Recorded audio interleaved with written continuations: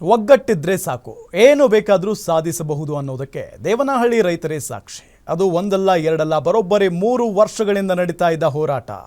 ನಮ್ಮ ಪ್ರಾಣ ಬಿಟ್ಟೇವು, ಭೂಮಿ ಬಿಡೇವು ಅಂತ ಸಿಡಿದು ನಿಂತಿದ್ರು ಅನ್ನದಾತರು. ಇವತ್ತು ಅನ್ನದಾತರು ನಿರಂತರವಾಗಿ ನಡೆಸ್ತಾ ಇದ್ದ ಹೋರಾಟಕ್ಕೆ ಕೊನೆಗೂ ಜಯ ಸಿಕ್ಕಿದೆ. ದೇವನಹಳ್ಳಿ ಚನ್ನರಾಯಪಟ್ಟಣದ ಸುತ್ತ ವಶಪಡಿಸಿಕೊಂಡ ಭೂಮಿಯನ್ನು ಕೈಬಿಡುವುದಾಗಿ ಸರ್ಕಾರ ಕೊನೆಗೂ ಘೋಷಣೆ ಮಾಡಿದೆ. ಕೊನೆಗೂ ರೈತರ ಹೋರಾಟಕ್ಕೆ ಸಿಕ್ತು ಮಹಾವಿಜಯ.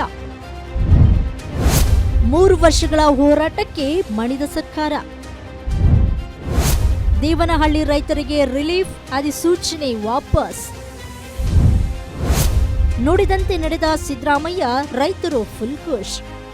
ಅನ್ನದಾತರ ಹೋರಾಟಕ್ಕೆ ಮಣಿದ ಸಿಎಂ ಸಿದ್ದರಾಮಯ್ಯ. ದೇವನಹಳ್ಳಿ ಚನ್ನರಾಯಪಟ್ಟಣದ ರೈತರ ಹೋರಾಟಕ್ಕೆ ಕೊನೆಗೂ ದಕ್ಕಿದ ಜಯ.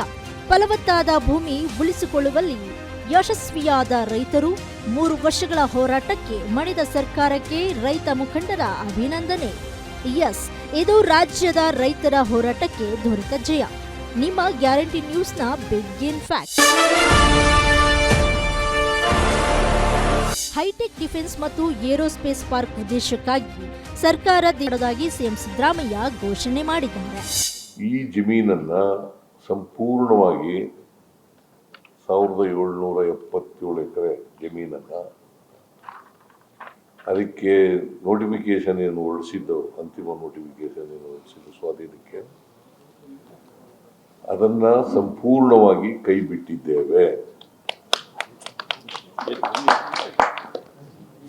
ದೇವನಹಳ್ಳಿ ಚನ್ನರಾಯಪಟ್ಟಣ ಸುತ್ತಲಿನ ಹಳ್ಳಿಗಳ ಜಮೀನನ್ನ ಉತ್ತೇಜನ ಮಾಡುವುದಾಗಿ ತಿಳಿಸಿದರು. ರೈತರು ಸ್ವಯಂ ಪ್ರೇರಿತರಾಗಿ ಕೊಡ್ಲಿಕ್ಕೆ ಮುಂದೆ ಬಂದ್ರೆ ಅಂತ ಜಮೀನುಗಳನ್ನ ಒಪ್ಪಂದದ ಮೇಲೆ ತಗೊಳ್ತೀವಿ. ಬೈ ಕನ್ಸೆಂಟ್ ಒಪ್ಪಂದದ ಮೇಲೆ ತಗೊಳ್ತೀವಿ. ಅದನ್ನ ಯಾರು ತಡೆಯಕ್ಕಾಗಲ್ಲ. ಜಮೀನು ನಾವು ಕೊಡ್ತೀವಿ ಅಂತ ಬಂದಾಗ ನಾವು ತಗೊಳಕ್, ಯಾಕಂದ್ರೆ ನಮ್ಗೆ ಇಂಡಸ್ಟ್ರಿ ಬೆಳಿಬೇಕು ಅನ್ನೋದು ಬಹಳ ಉದ್ದೇಶ. ಇಂಡಸ್ಟ್ರಿಗೋಸ್ಕರ ತಗೊಂಡಿರ್ತಕ್ಕಂಥದ್ದು ಇದು ಜಮೀನು. ಅದಕ್ಕೋಸ್ಕರ ಇಂಡಸ್ಟ್ರಿ ಬೆಳವಣಿಗೆಗೆ ಇಂಥ ಜಮೀನುಗಳು ಬಂದರೆ ತಗೊಳ್ತೀವಿ. ಸರ್ಕಾರದ ತೀರ್ಮಾನದ ಬಳಿಕ ಮಾತನಾಡಿದ ನಟ ಪ್ರಕಾಶ್ ರೈ, ರೈತರ ಭೂಮಿ ರೈತರಿಗೆ ದೊರೆತಿದೆ. ಇದು ಅನ್ನದಾತರ ಹೋರಾಟಕ್ಕೆ ದೊರೆತ ಜಯ ಎಂದರು.